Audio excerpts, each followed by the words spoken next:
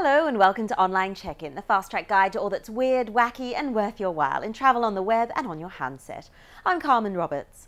Forget about those cheesy open-top bus tours. Most seasoned travellers will attest that one of the best ways to explore a city is on foot. Well, a new app claims to help you gauge how walkable an area is in cities like San Francisco, New York or London. Walkonomics uses open data and crowdsourcing to provide ratings for different categories of pedestrian friendliness, measuring how safe the roads are, how many hills, the level of crime, to how beautiful the area is. And although some of my street searches came back with multiple listings, and some will argue that the crime assessments might be subjective, it's a great concept for travellers wanting to walk off that double cream cheese bagel in New York or that bacon butty in London. For most of us, it's not enough to simply walk around and see all the obligatory sites. We also want to have a unique and local experience. In the last year, a slew of websites have popped up aggregating small and informal tours in destinations around the world.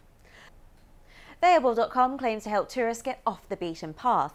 It's a community marketplace where you can discover, book and offer tours and unique activities, like discovering the underground bars and nightlife of Istanbul, a homeless tour of San Francisco, or go fishing with a Fijian king.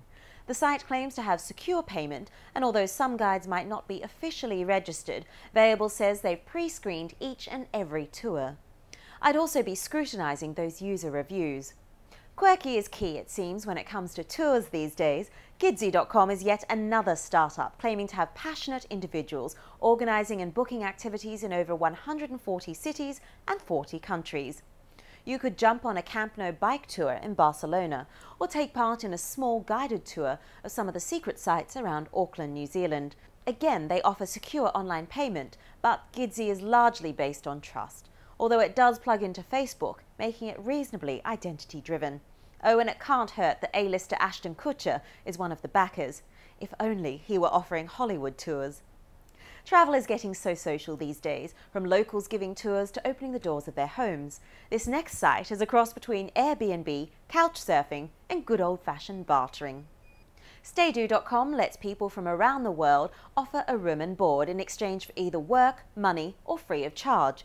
For instance, you could volunteer to teach English or do farm work for a room, or simply pay a small fee to stay with a local. StayDo claims to be a culture-rich way of travelling on a slim budget. But as a single female traveller, I'd want to thoroughly vet my local lodgings first. If you've come across any handy websites or apps, drop me a line. The address is fasttrack@bbc.com. Or else you can write on our Facebook wall or send us a tweet. We're on Twitter too. I'm always on the lookout for good tips and ideas. It's Tweet of the Week time now, and Craig Platt from Fairfax Travel shared this video of the Harlem Shake on a plane. Passengers on board the Frontier Airlines flight from Colorado Springs to San Diego joined a local ultimate frisbee team shaking in the aisles. However, the suits at the Federal Aviation Administration are said to be far from amused. While some want to take the fun out of flying, Air New Zealand seem bent on giving their passengers a good laugh. They've roped in adventurer Bear Grylls to star in their latest airline safety video. I gotta hand it to them, I'm usually yawning during this part of the pre-flight routine, but this will certainly make passengers sit up and watch, and maybe even giggle. Enjoy, see you next time. The app that rates the walkability of your streets, and Air New Zealand's latest in-flight safety video answers the call of the wild. That's Online Check-In later in the programme.